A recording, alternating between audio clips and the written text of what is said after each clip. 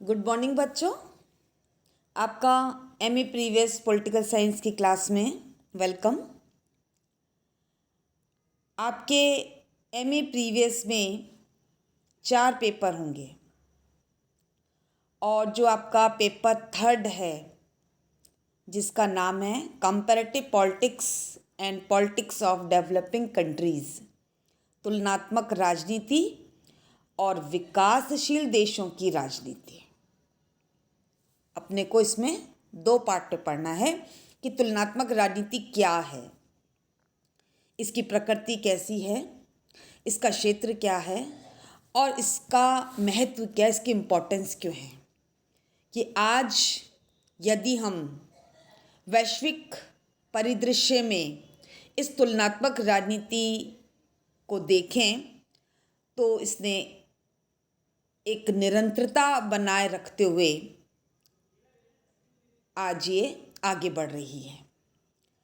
तुलनात्मक राजनीति के परिप्रेक्ष्य में परंपरागत और आधुनिक दृष्टिकोण क्या है, तुलनात्मक राजनीति का अर्थ क्या है और तुलनात्मक राजनीति का विकास का जो एक बहुत बड़ा इतिहास है उसके प्रमुख सीमा चिन्ह कौन कौन से हैं। अरस्तु से लेकर आज तक तुलनात्मक राजनीति हमारे सामने किस रूप में समय समय पर प्रस्तुत हुई उसकी चर्चा करेंगे। संविधानवाद क्या है और संविधानवाद को जो चुनौतियां, चैलेंजेस उसके सामने आ रहे हैं उसको पढ़ेंगे।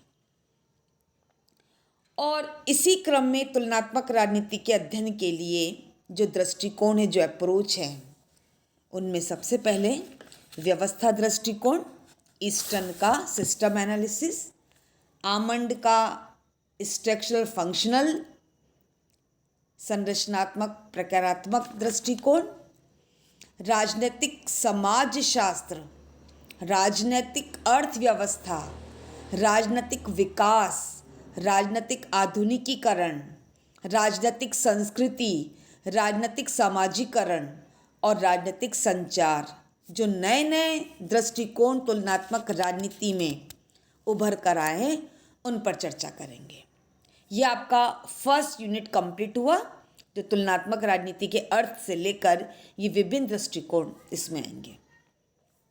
जो दूसरी यूनिट है सरकार के प्रकार, सिद्धांत और व्यवहार, जिसमें लोकतंत्र और निरंकुश तंत्र या तानाशाही तंत्र कह लीजिए, एकात्मक और संघात्मक सरकार कह लीजिए, और संसदीय और अध्यक्षीय सरकार है।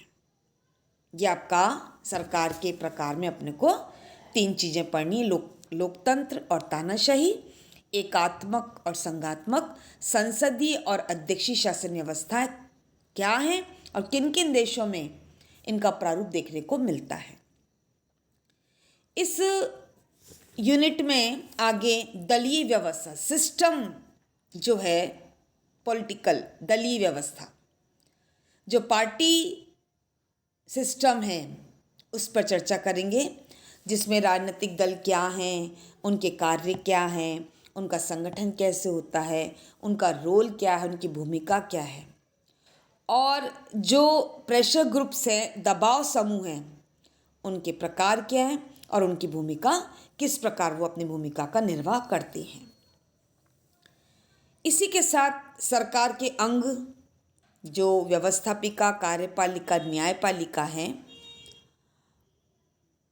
उनका संगठन कैसे होता है, उनके कार्य क्या है, उनकी भूमिका क्या है और उनका काम करने का तरीका क्या है, कार्यकरण क्या है, और व्यवस्थापिका, कार्यपालिका, न्यायपालिका की मेन जो व्यवहार में भूमिका है उस पर चर्चा करेंगे।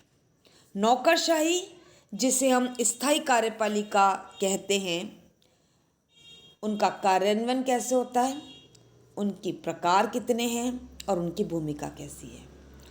और न्यायपालिका एक स्वतंत्र और निष्पक्ष न्यायपालिका, न्यायिक समीक्षा और जो नियम और अधिनियम जो कार्य क्षेत्र हैं उस पर अपन चर्चा करेंगे। आपके इस पेपर का जो तीसरा यूनिट है उसमें जो हमारे थर्ड वर्ल्ड कंट्रीज़ हैं, विकासशील जो देश हैं, जिनमें एशिया, अफ्रीका और लैटिन अमेरिका के देशों को हम शामिल करते हैं, विकासशील देशों की राजनीति, उपनिवेशवाद विरोधी संघर्षों की प्रकृति और नए राष्ट्रीय राज्यों का उदय कैसे हुआ, कि जो राष्ट्र बने एक एक करके, जो उपनिवेश थे स्वतंत्र हुए, जिन्होंने अपनी शासन व्यवस्था को बनाया, तो उनका उदय किस प्रकार होता है। उन्होंने लोकतांत्रिक मॉडल को अपनाया, उनकी समस्याएं क्या थी और उन समस्याओं का उन्होंने कैसे समाधान किया। संवैधानिकता, उसकी प्रकृति क्या है, उसकी चुनौती क्या है, और राजनीतिक संस्थाओं के कार्यों, सरकारी की सामान्य जो प्रवृत्तियां हैं, जो नए ट्रेंड्स हैं, जो जनरल प्रवृत्ति हैं, उन पर चर्चा करेंगे। और निर्भरता सिद्धांत, जो अंडर डेवलप्ड सिद्धांत है, उस पर अपन चर्चा करेंगे। तो आपका जो पेपर है वो तुलनात्मक शासन या तुलनात्मक राजनीति, दो अलग अलग शब्द हैं, मिलता जुलता अर्थ है, लेकिन पेपर है हमारा तुलनात्मक राजनीति और विकासशील देशों की राजनीति है। अब जहाँ तक तुलनात्मक राजनीति के अर्थ का प्रश्न है, या प्रकृति का प्रश्न है, या क्षेत्र का प्रश्न है, या महत्व का प्रश्न है, और ये सारे प्रश्न बहुत अधिक इम्पोर्टेंट हैं, क्योंकि सबसे पहले हमें इन सभी जो महत्वपूर्ण एस्पेक्ट हैं तुलनात्मक राजनीति के, उसमें हमको मीनिंग ऑफ कंपैरेटिव पॉलिटिक्स, तुलनात्मक राजनीति के अर्थ को समझना होगा, जिसमें हम कह सकते हैं कि तुलनात्मक राजनीति के अर्थ को बताने से पहले, स्पष्ट करने से पहले, तुलनात्मक राजनीति का तुलनात्मक सरकार से अंतर समझ लेना बहुत आवश्यक है। यानी दो शब्द हैं, तुलनात्मक राजनीति और तुलनात्मक सरकार का अंतर देखना, क्योंकि सामान्यतः तुलनात्मक राजनीति को तुलनात्मक शासन या तुलनात्मक सरकार का ही पर्याय समझ लिया जाता है। एक ही चीज़ है, हम तुलनात्मक राजनीति कह दें, हम तुलनात्मक सरकार कह दें, हम तुलनात्मक शासन कह दें, एक ही चीज़ है, क्योंकि दोनों का संबंध राजनीति से है। लेकिन हमारे विषय राजनीति विज्ञान में इनका तुलनात्मक राजनीति का और तुलनात्मक शासन का या सरकार का एक सुनिश्चित अर्थ स्पष्ट किया जाता है। Professor GK. रॉबर्टसन ने comparative politics today, government and opposition ने तुलनात्मक सरकार और तुलनात्मक राजनीति दोनों को अलग अलग बताया है। तुलनात्मक सरकार राज्यों की संस्थाओं और सरकार के कार्यों का अध्ययन है। क्या है कंपैरेटिव गवर्नमेंट? राज्य का अध्ययन करना, जो राज्य की संस्थाएं हैं उनका अध्ययन करना, और सरकार के कार्यों का अध्ययन करना, जिसमें शायद राज्य क्रिया से अत्यधिक निकट का संबंध रखने वाले पूरक समूह।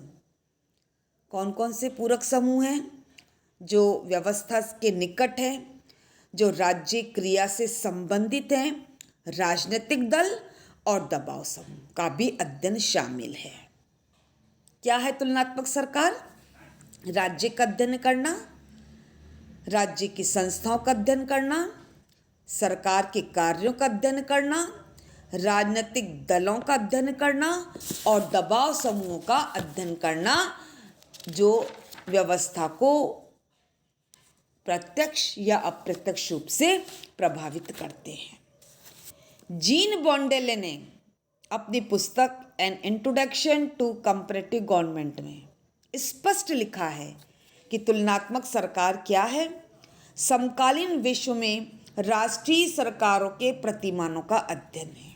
कि कंपैरेटिव गवर्नमेंट क्या है, कि जो कंटेम्पररी वर्ल्ड है, जो समकालीन विश्व है, हर देश की अपनी एक सरकार है और सरकार का जो प्रतिमान है उनकी यदि हम आपस में तुलना करेंगे तो वो तुलनात्मक सरकार है। जैसे हमने अमेरिका की राष्ट्रीय सरकार, ब्रिटेन की राष्ट्रीय सरकार या भारत की राष्ट्रीय सरकार, पार्लियामेंट्री सिस्टम जो है ब्रिटेन में और भारत में, जो अमेरिका में अध्यक्षात्मक शासन, उनके आपस में तुलना करेंगे तो ये क्या हुआ, तुलनात्मक सरकार, कंपैरेटिव गवर्नमेंट। तो इस प्रकार इन दोनों परिभाषाओं से ये स्पष्ट होता है कि इसमें राज्य से संबंधित औपचारिक संस्थाओं का ही मुख्य रूप से तुलनात्मक अध्ययन किया जाता है। क्या है तुलनात्मक सरकार? राज्य से संबंधित औपचारिक संस्थाओं का ही तुलनात्मक अध्ययन किया जाता है। अब हमको देखना है तुलनात्मक राजनीति। तुलनात्मक सरकार का संबंध हमने क्या देखा? राज्य की जो संस्थाएं हैं, जो राज्य की कार्यप्रणाली है, जो राज्य व्यवस्था का निकट का संबंध है, राजनीतिक दल और दबाव समूह का अध्ययन है, और जो समकालीन विश्व में राष्ट्रीय सरकार है उनके प्रतिमानों का अध्ययन तुलनात्मक सरकार है। तुलनात्मक राजनीति का संबंध राजनीतिक व्यवहार की संपूर्णता के अध्ययन से लिया जाता है। जो राजनीतिक व्यवहार की जो संपूर्णता सब कुछ है उसका अध्ययन कर रहे हैं, और हम तुलनात्मक सरकार में केवल औपचारिक संस्थाओं का अध्ययन कर रहे हैं। इसमें सरकारों और राजकीय संस्थाओं का तुलनात्मक अध्ययन तो स्वतः ही सम्मिलित रहता है। औपचारिक संस्थाओं का अध्ययन तो है ही, क्योंकि राजनीतिक व्यवहार राजनीतिक संस्थाओं और मुख्यतः सरकारी संस्थाओं के इर्द गिर्द घूमता है। परंतु इसके अलावा तुलनात्मक राजनीति में उन प्रभावों का और उन प्रक्रियाओं का अध्ययन भी सम्मिलित किया जाता है जिससे सरकारों के व्यवहार इस या उस प्रकार का बनता है। तो क्या हुआ? तुलनात्मक राजनीति का अर्थ क्या हुआ? तुलनात्मक राजनीति का क्षेत्र बहुत व्यापक है, जिसमें तुलनात्मक सरकारों, गैर शासकीय राजनीति जिसमें कबीले भी हैं, संप्रदाय भी हैं, गैर राजनीतिक संगठन, सबकी राजनीति का अध्ययन किया जाता है।